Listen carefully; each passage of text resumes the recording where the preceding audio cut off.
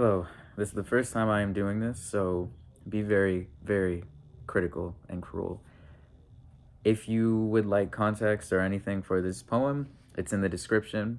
First and foremost, love to all of you. Welcome. So glad that you're here. And this poem is called, that'll also be in the caption, but it has two titles. It's called The Messenger Becomes the Message, and it is called The Memory of History. So for context, or just preamble, pause this and go to the description. It's a little long, and I apologize for any inconsistencies or anything that you might see as wrong. I wrote it very quickly, and yeah, so here goes the poem. I built the ramp first, not as a monument, but as a way for tired knees to cross winter. I learned which porch light flickered and which dog barked at hunger. I learned the names that never made it into meetings, the hands that never reached a ballot, the backs that carried everyone else's convenience and were still called lazy. I did not arrive with a flag, I arrived with groceries, with rides, with paper forms no one had time to decode, with my own hours poured into other people's hours, until my calendar stopped belonging to me. They said community like it was a fireplace, warm, agreed upon, safe. I believed them. I believed that if I widened the path, they would widen their sight. But the human race has a habit of mistaking the mirror for the world. Someone would win a little breathing room and call it a personal strength. Someone would climb one rung and swear the ladder was always there. Someone would step into light and forget who held the match. I tried to explain it plainly. Your liberty is not a private room, it is a corridor. If one door stays locked, the whole hallway narrows. If one person is pressed to the wall, the building shifts. I said, we pave the way for one another, or we stumble on the same stones forever. They nodded the way people nod when the words are beautiful, but the meaning requires sacrifice. Then came the season of comfort's panic. It began softly, a rumor that I wanted too much, a smile that did not reach the eyes, a pause before my name as if it had acquired a second definition. The ones who had taken my hand began to measure it for theft. The ones who had leaned on my voice began to call it noise. I watched universality get reduced to the size of one person's preference. I watched blindness pass itself off as principle. I watched us become a gated word.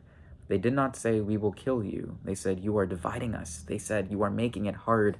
They said, you should be grateful. You were allowed here. Everyday language used like a blade that never looks like a blade until it is already inside you. I kept walking the beam anyway because someone had to, one foot in front of the other over the gap between what we claim and what we do. I did it in public. I did it where they could see that the balance was possible. I did it because I believed that witness could be contagious. But a crowd does not like a mirror when it shows the part of the face they have agreed not to name. It was not the worst among them who stepped forward first. That is what still stings. It was ordinary hands, hands that had been filled, hands that had been helped, hands that had once pressed mine in thanks. They did not look like enemies, they looked like neighbors. Someone stood beside me, close enough to borrow my heat, and whispered that help was coming, that someone was with me, that I was not alone. I trusted the shape of that sentence more than the truth behind it. This is how the trap closes, not with horns, but with familiarity. Then I saw it, the quiet rearrangement, the way the circle had shifted, so that the center was empty and I was standing in it. I understood in one clean second that the community I carried had decided I was the weight to throw off the bridge. I felt the human race immensely and intimately. I felt the human race immense and intimate, do what it has done so many times, protect the comfort of the many by sacrificing the one who refused to lie. There is a point when pleading becomes theater. There is a point when rage becomes oxygen for the room that is starving you.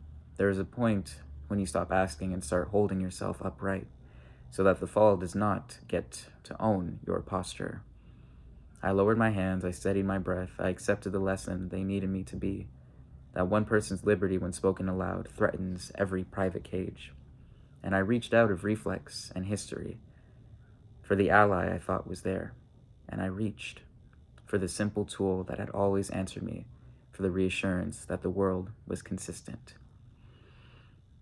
And I was reminded When Hector stopped and called for his spear from his brother, he realized no one was there. The understanding that he had gained was that the gods and the people had deceived him. Thank you.